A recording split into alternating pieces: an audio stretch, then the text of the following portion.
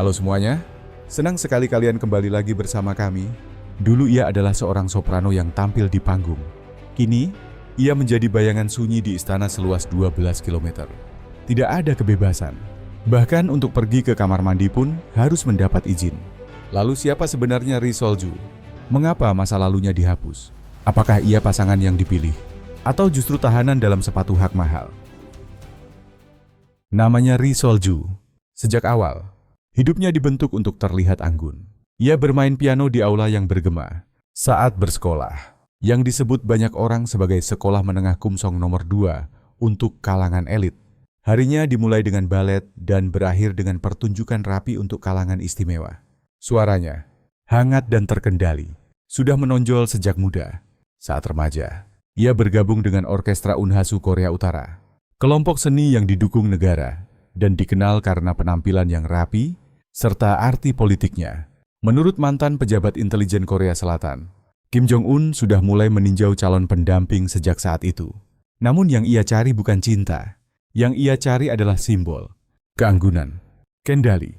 Ri Sol-ju, dengan gerak anggun yang terlatih dan disiplin yang tak diucapkan, sangat cocok dengan gambaran itu.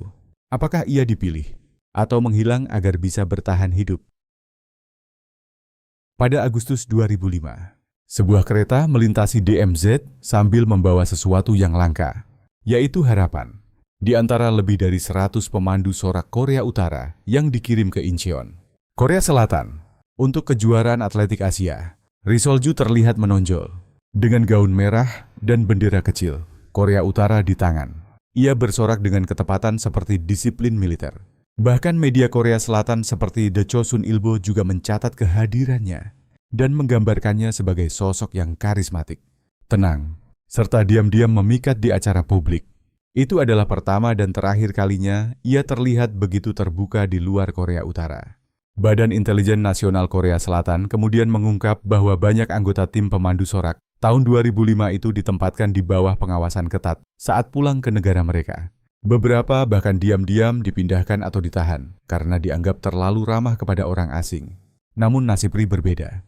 Ia langsung menghilang. Ada yang percaya ia dipilih secara khusus, lalu dijauhkan dari publik untuk dipersiapkan masuk ke lingkaran paling atas elit penguasa Korea Utara. Ada juga yang berpikir ia dibungkam untuk menghapus masa lalunya, agar identitas barunya bisa dibangun dari nol. Selama 7 tahun, masa lalunya dibersihkan, masa depannya ditulis ulang. Apakah ia rela menjalaninya? Atau justru terjebak dalam keputusan yang tidak pernah ia buat? Menurut kalian, apa yang sebenarnya terjadi selama tahun-tahun yang hilang itu? Tulis pendapat kalian di kolom komentar. Di bagian berikutnya, ia kembali. Tapi bukan sebagai dirinya yang dulu. Ia muncul lagi pada Juli 2012. Berdiri tenang di samping Kim Jong-un saat mengunjungi taman hiburan baru di Pyongyang. Bagi banyak orang yang melihatnya, pertanyaannya bukan lagi siapa dirinya. Pertanyaannya adalah, apa yang kini telah ia jadi? Gadis pemandu sorak yang cerah itu sudah tidak ada. Soprano muda penuh harapan dari orkestra. Unhasu juga telah lenyap. Yang berdiri di sana adalah seorang perempuan dengan setelan krem bergaya Chanel, rambut yang dikeriting rapi dan berkilau, serta bibir yang tertutup dalam garis yang sulit dibaca. Kedua tangannya berada di depan tubuh seperti benda pajangan museum. Ekspresinya tenang, anggun, dan terkendali. Media pemerintah Korea Utara meresmikannya hanya beberapa hari kemudian. Ia diperkenalkan sebagai kamerat Ri Sol-ju, istri Marsekal Kim Jong-un. Tidak ada rincian lain, tidak ada latar belakang, tidak ada satupun penjelasan tentang masa lalunya. Hanya sebuah gelar. Sejak saat itu, setiap kemunculan menjadi seperti pertunjukan yang disusun sampai ke detail terakhir. Pakaiannya, yang disebut dipengaruhi rumah mode Eropa, tampak sangat berbeda dari seragam abu para pejabat di sekelilingnya. Suaranya, yang dulu pernah menyentuh hati orang di aula konser, tidak terdengar lagi. Tidak ada pidato terbuka, tidak ada wawancara yang direkam, dan tidak ada pernyataan apapun. Bahkan bisikan pun tidak. Namun di balik ketenangan itu, apakah masih ada sisa dari gadis yang dulu pernah bernyanyi? Sebelum kita masuk ke analisisnya, jangan lupa dukung kami dengan menyukai video ini, berlangganan channel kami, dan menyalakan notifikasi. 12 km persegi, itulah luas kediaman Ryongsong. istana pribadi Kim Jong-un yang sangat besar. Tempat itu berada tidak jauh dari Pyongyang, dikelilingi hutan, tersembunyi di balik tembok tinggi, dan dijaga oleh banyak lapisan pengawal bersenjata serta pagar listrik. Dalam gambar satelit, tempat itu terlihat seperti resor mewah, dengan kolam renang dalam ruangan, lapangan tenis, air mancur, kandang kuda, dan jalur kereta pribadi yang menghubungkannya ke kompleks rahasia lain di seluruh negeri. Di dalamnya, lantainya berkilau karena marmer yang dipoles. Meja-meja dihiasi lapisan emas asli. Anggur impor memenuhi gudang bawah tanah.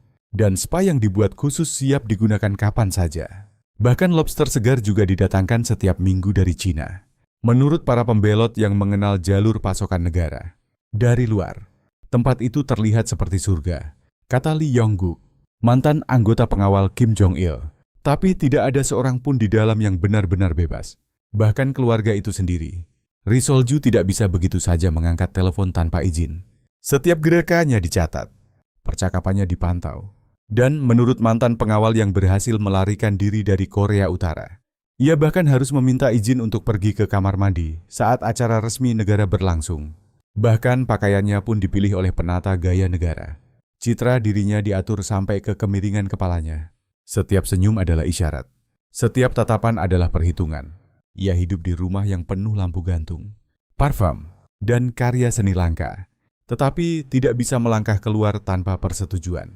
Tidak ada teman, tidak ada panggilan, tidak ada kebebasan. Apa nama yang tepat untuk sebuah istana yang begitu mewah sampai berubah menjadi penjara? Tulis pendapat kalian di kolom komentar. Di istana tempat kata-kata bisa membunuh. Siapa yang bisa bertahan tanpa berbicara? Lalu masuklah Kim Yo-jong, adik perempuan Kim Jong-un. Tenang, tajam, dingin seperti embun beku. Ia hanya berbicara sedikit. Tetapi saat ia bicara, orang-orang mendengar, lalu menghilang. Sejak 2020, ia naik dalam struktur kekuasaan seperti bayangan. Pada 2025, ia memegang kendali tidak resmi, namun sangat kuat atas propaganda dalam negeri. Pernyataan luar negeri, bahkan sinyal ancaman nuklir.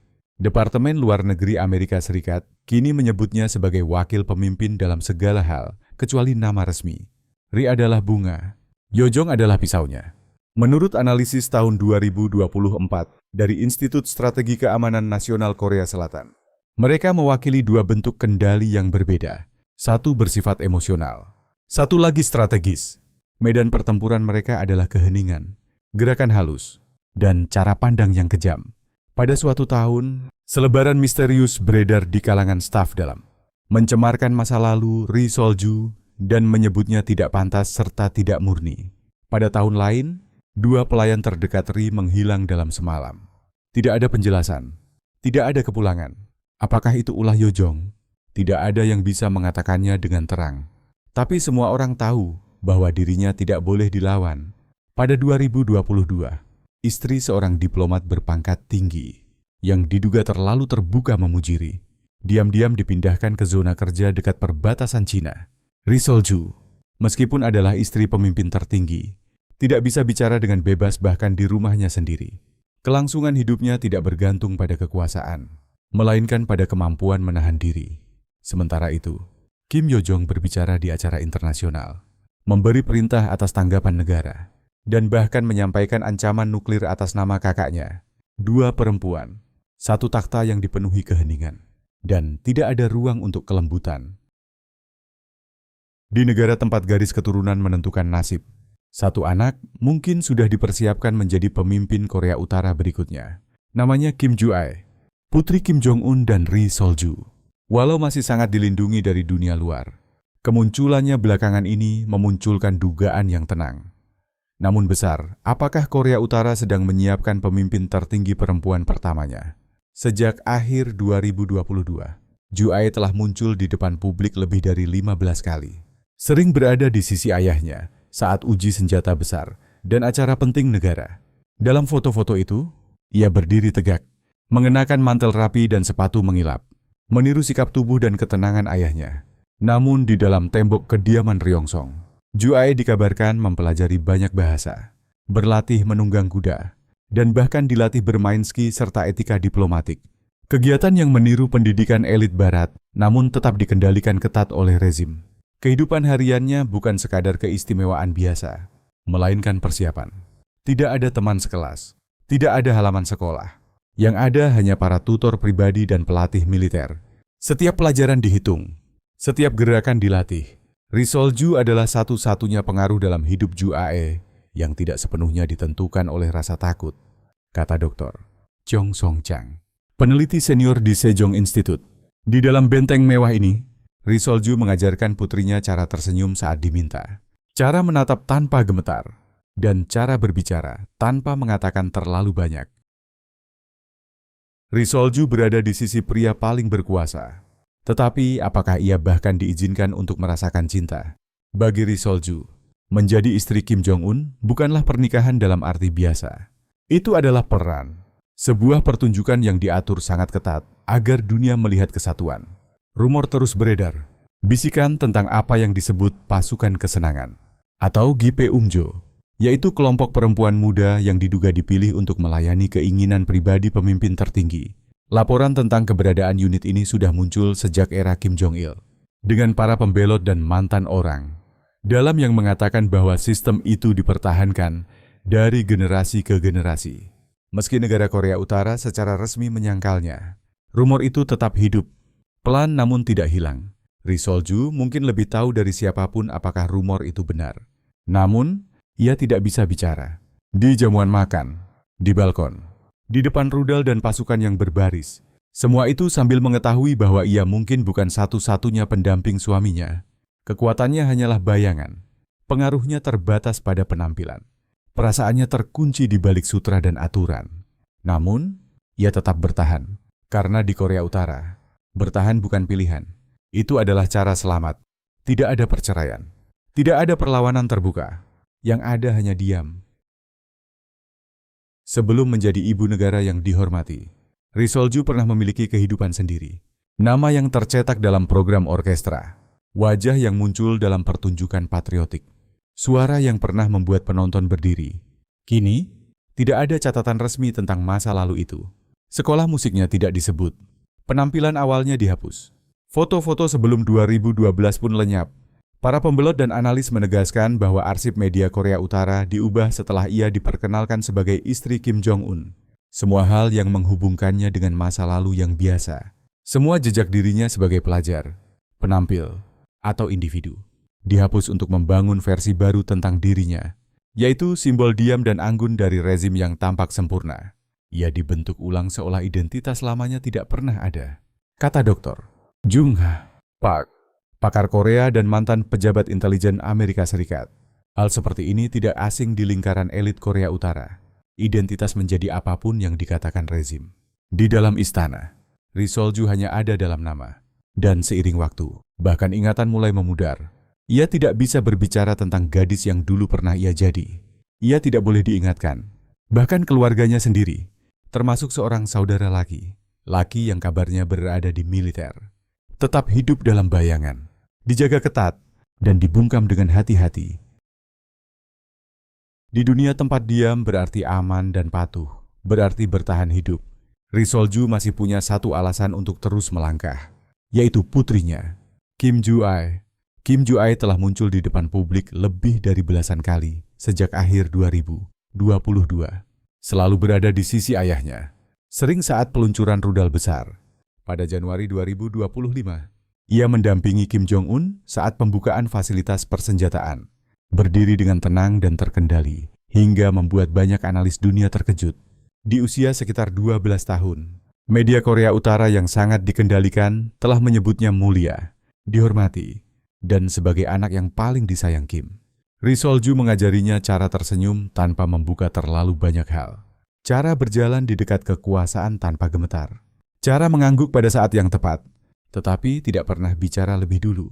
Ri tahu dunia ini tidak akan pernah aman untuk Ju, kata seorang analis intelijen Korea Selatan. Tapi diam-diam ia sedang menyiapkan putrinya agar bisa melewatinya lebih baik daripada dirinya sendiri. Pendidikan Ju-ae bukan hanya soal tata krama. Menurut kesaksian para pembelot, ia belajar bahasa asing, berlatih menghadapi situasi diplomatik, dan bahkan mempelajari strategi militer. Semuanya di balik gerbang istana yang sama, yang telah menahan ibunya selama lebih dari 10 tahun. Namun saat orang lain melatih pikirannya, Risolju melatih hatinya. Ia mengingatkan putrinya secara pelan bahwa kekuasaan tidak berarti apa-apa tanpa kemampuan untuk melihat, merasakan, dan memilih. Hal-hal yang kini tidak lagi bisa ia lakukan dengan bebas. Ini bukan pemberontakan. Ini adalah penyelamatan yang dilakukan dalam diam. Di balik senyum sempurna, tangan yang dingin, dan ketenangan itu, apakah masih ada sesuatu yang tersisa dari gadis yang dulu pernah bernyanyi? Setiap hari, jutaan warga Korea Utara melihat wajahnya di layar televisi saat parade militer, dalam potret yang ditampilkan saat acara budaya. Citra dirinya yang tenang, anggun, dan tak tersentuh melintas di media milik negara, seperti tanda air dari kesempurnaan. Namun saat publik melihatnya lebih sering daripada sebelumnya, Risolju sendiri justru semakin menghilang. Ia tidak lagi tampil, tidak ada suara di depan publik, tidak ada kisah pribadi, tidak ada wawancara, tidak ada biografi. Bahkan, kemunculan terakhirnya yang dipastikan adalah di lokasi rudal pada April 2025. Saat ia berdiri di samping Kim Jong-un dan putri mereka, sambil tersenyum tenang ketika senjata jarak jauh melintas. Setiap bagian dari hidupnya telah ditulis ulang untuk melayani satu simbol. Simbol keanggunan, simbol kesetiaan, simbol kendali. Ia mungkin telah kehilangan namanya, ingatannya, suaranya. Namun di balik lapisan setelan Chanel, lambaian yang sudah disusun, dan kemunculan yang diatur seperti panggung, mungkin masih ada nyala kecil dari gadis yang dulu berdiri di atas panggung dan membuat orang merasakan sesuatu yang nyata. Propaganda menuntut simbol-simbolnya terlihat sempurna, kata Dr. Andrei Lankov, salah satu pakar utama tentang Korea Utara. Tetapi manusia tidak bisa hidup sebagai simbol selamanya. Mereka akan retak, dan mungkin itulah kenyataan yang dijalani Risolju sekarang. Bukan ratu, bukan tahanan, melainkan bayangan di dalam sebuah foto. Selalu terlihat, tetapi tidak pernah benar-benar dipahami. Kalian sudah sampai sejauh ini. Itu berarti kalian telah melihatnya. Kalian telah mendengarnya. Jadi kalau kisah ini membangkitkan sesuatu di dalam diri kalian, rasa dingin, pertanyaan, atau sedikit pemahaman, tinggalkan satu titik di kolom komentar, atau ucapan terima kasih, atau isyarat kecil yang berkata, aku juga mendengarnya. Kami selalu senang mendengar lebih banyak dari kalian. Dan jangan lupa tekan tombol subscribe, nyalakan lonceng notifikasi, agar kita bisa bertemu lagi di video berikutnya. Terima kasih banyak sudah bersama kami hari ini. Semoga kalian menikmatinya. Dukungan kalian benar-benar sangat berarti bagi kami. Semoga kalian selalu mendapat yang terbaik. Terima kasih sudah menonton. Kalau video ini lucu atau bermanfaat, jangan lupa like, subscribe, dan nyalakan loncengnya agar tidak ketinggalan video baru. Sampai jumpa di video berikutnya.